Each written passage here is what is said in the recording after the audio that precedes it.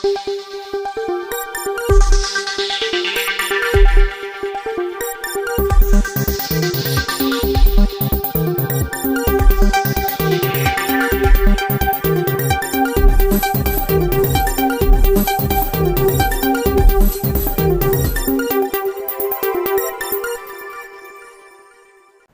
विजयवर्गीय ने विभिन्न मुद्दों पर मीडिया से चर्चा की है, जिसमें कांग्रेस को राम मंदिर पर घेरते हुए भी नजर आए हैं।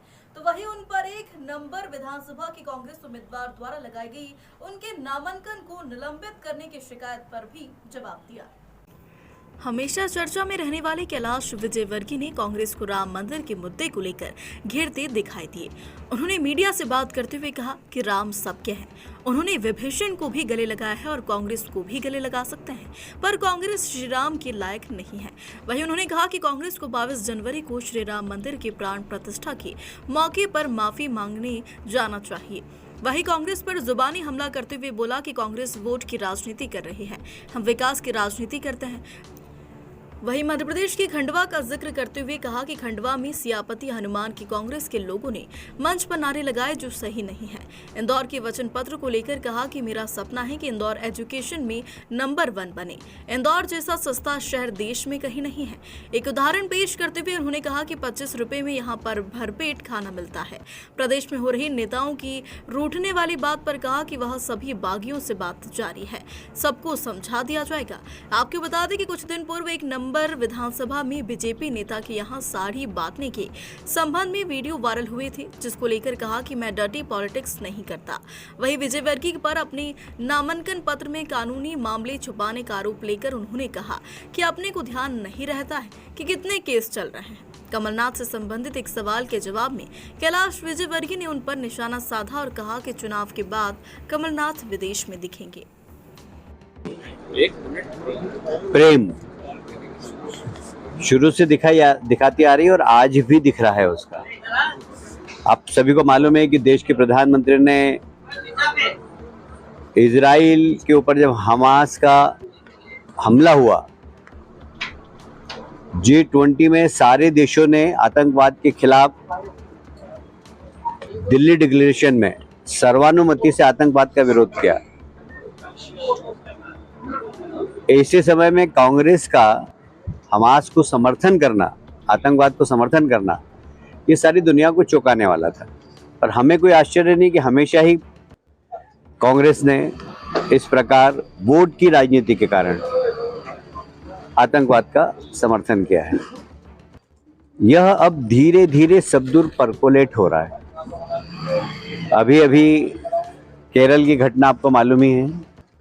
केरल में भी हमास के कमांडर ने वर्चुअल बयान दिया और उन्होंने बड़ा खतरनाक बयान दिया कि अगला हमला हिंदुत्व पे होगा। कोई हम डरने वाले तो नहीं हैं इसमें बिल्कुल भी, पर एक अलार्मिंग है कि कांग्रेस हुआ, वामपंथी हुए, ये क्या करना चाहते हैं इस देश में, ये चिंता का विषय है। अभी कल ही खरगोन के कांग्रेस के प्रत्याशी रवि जोशी की बेटी ने अल्पसंख्यक लोगों के साथ फिलिस्तीन और हमास के मारे हुए लोगों को श्रद्धांजलि दी, मौन श्रद्धांजलि दी और भाषण दिया वहां पर कि हम फिलिस्तीन का समर्थन करते हैं, हमास का समर्थन करते हैं और साथ ही खरगोन में हुए दंगे की जांच भी कराएंगे। और इस प्रकार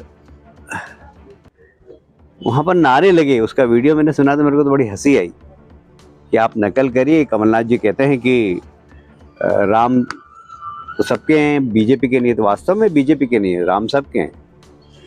राम ने तो विभीषण तक को गले लगाया है।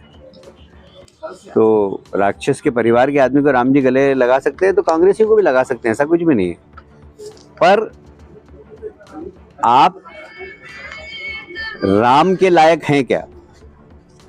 भगवान राम ने कहा, निर्मल मन जन जो मोहि पावा, मोहि कपट छल छिद्र न भावा। निर्मल मन जन जिसका मेरे पास आ सकता है, कोई भी हो वो। पर आपका निर्मल मन कहाँ है? आपने तो सुप्रीम कोर्ट में हलफनामा दिया है कि राम का कोई अस्तित्व नहीं था, राम हुए ही नहीं, हनुमान जी हुए ही नहीं, और ये रामचरितमानस है तो उपन्यास है, ये तो काल्पनिक है। तो आपको तो राम जी के नाम का नाम लेने का अधिकार नहीं है। पर फिर भी राम जी हमारे बड़े दयालु हैं, कोई अपनी गलती माफ़ कर लेता तो उसको माफ़ भी कर देते हैं। तो 22 जनवरी को राम मंदिर का प्राण प्रतिष्ठा हो रही है। कांग्रेस के लोग जाएं, अपनी गलती भूल सुधारें और माफ़ी मांगे राम जी से। राम जी तो हमारे इतने दयालु है, जो शरणागत आता है उसको माफ़ कर देते। पर अलार्मिंग बात यह है कि कांग्रेस दिल्ली से लेकर खरगोन के छोटे से जिले में जिस प्रकार आतंकवादियों का समर्थन कर रही है और वोट की राजनीति के कारण, देश की पॉलिसी क्या है और कांग्रेस की पॉलिसी क्या है? देश G20 करता है और सारे दुनिया के लोगों से आतंकवाद के खिलाफ हस्ताक्षर करवाता है। मतलब दिल्ली डिक्लेरेशन की तारीफ इतनी जबरदस्त हुई वर्ल्ड मीडिया में कि आप उस समय के अखबार उठा के देख लीजिए नेट पर, बहुत जबरदस्त तारीफ कि सर्वानुमति से प्रस्ताव पारित हुआ दिल्ली डिक्लेरेशन का। पर दुर्भाग्य है कि कांग्रेस को अभी भी समझ है या जानबूझ के ये गलती कर रहे हैं, वोट की राजनीति के कारण कर रहे हैं, तुष्टीकरण की नीति के कारण कर रहे हैं। मुझे लगता है कांग्रेस को देश की जनता माफ नहीं करेगी। अब हमेशा ही से ही ये रहा। मैं 2 नंबर में था तब भी मैंने क्या प्लान करना है मुझे पहले से मैंने प्लान कर लिया था, 4 नंबर में भी किया था। ये मेरी इंडिविजुअल कैपेसिटी में मैं करता हूँ और इंडिविजुअल कैपेसिटी से पैसे भी लाके काम कराता हूँ। अब ये सब अपना अपना। वैसे अब मैं एक बात और बोलना चाहता हूँ, आपने प्रश्न पूछ ही लिया है।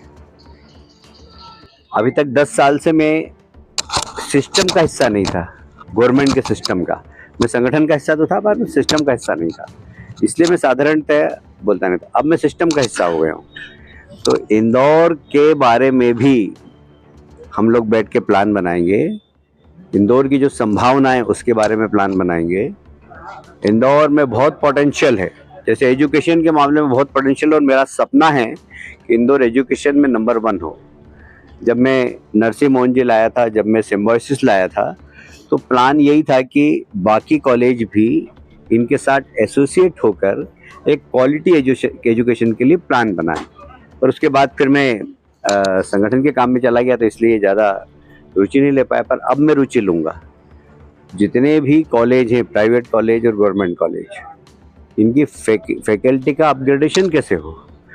जैसे मैं आपको उदाहरण बताता हूँ, आपने विषय निकाला तो मैं आज का विषय नहीं था प्रेस कॉन्फ्रेंस का, मैं सिम्बायोसिस वालों से बात करूँगा कि उनके पास अच्छी फैकल्टी है तो क्या वो किसी कॉलेज में 2 पीरियड के लिए अपनी फैकल्टी को दे सकते हैं क्या।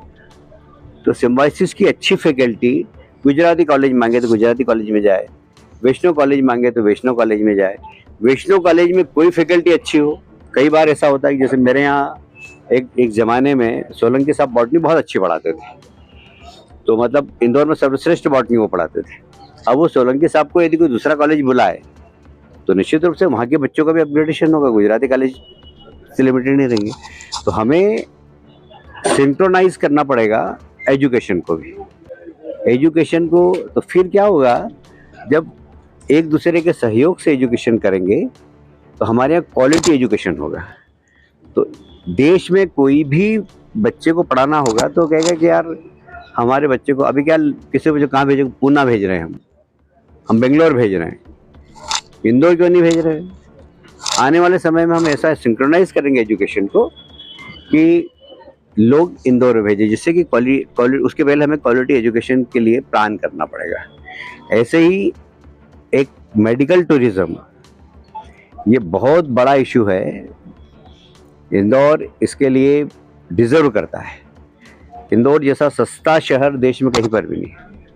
यहाँ 25 रुपये में भी पेट भर सकते हैं, आराम से थाली में चले जाए 25 रुपये में पेट भर लेंगे। नंदा नगर में आ जाए तो 5 रुपये में पेट भर लेंगे। हमारे यहाँ भंडारा चलता है साईं बाबा का, पर औसत आदमी 25 रुपये की थाली में पेट भर सकता है। तो बाकी महंगा से महंगा तो कितना ही बड़ा खाना खा सकता है। हमारे यहाँ रहने की जगह बड़ी सस्ती है, आज भी धर्मशाला स्टेशन के पास बहुत सारी। तो बहुत सारे हमारे यहाँ ऐसे है कि हर आदमी का आदमी हर स्तर का आदमी यहाँ पर आकर रह सकता है, मेडिकल जो सर्विसेज उसका फ़ायदा ले सकता है। तो मेडिकल हब भी बन सकता है, मेडिकल टूरिज़्म का हब भी बन सकता है। बहुत संभावना है क्योंकि बहुत अच्छे मेडिकल के इंस्टीट्यूट आ गए हैं अपने यहाँ। ये सब अपने को एटमॉस्फेयर बनाना पड़ेगा। तो सिर्फ एक नंबर नहीं, पूरे इंदौर के लिए हम काम करेंगे। मेरे को किसी ने बताया कि जय वीरू हैं तो ऐसा, तो अब जय वीरू ने तो कोई कपड़े फाड़े नहीं थे एक दूसरे के, इसलिए सुपरनाथ बने हैं, सुपरमैन के रूप में आ रहे हैं, सुपरमैन बने हुए हैं, सुपरनाथ लिखा हुआ आ रहा है, उसको तो वीडियो वायरल किया है कांग्रेस ने। देखिए कर सकते हैं कुछ भी, 10 दिन की और बात है। उसके बाद कमलनाथ जी को आप ढूंढोगे तो मिलेंगे नहीं। वो कहीं लंदन में बैठे होंगे या कहीं पेरिस में बैठे होंगे या कहीं न्यूयॉर्क में बैठे होंगे। वो उनको इस प्रकार की पॉलिटिक्स करने का उनका स्वभाव भी नहीं है। वो तो गलती से आ गया तो सोचना है कैसे भी निकल जाऊं यहाँ से। तो चुनाव तक कमलनाथ जी कह रहे हैं कि जातिगत जनगणना कराएंगे अगर मध्य प्रदेश में कांग्रेस की सरकार आती है, तो ये तो मध्य प्रदेश को बांटने की कोशिश है। नहीं, कांग्रेस का शुरू से ये रहा है कि डिवाइड एंड रूल, समाज को बांटो और राज करो। कभी भी उनका देश हित में सोच ही नहीं रहा है। ठीक है भाई, थैंक यू।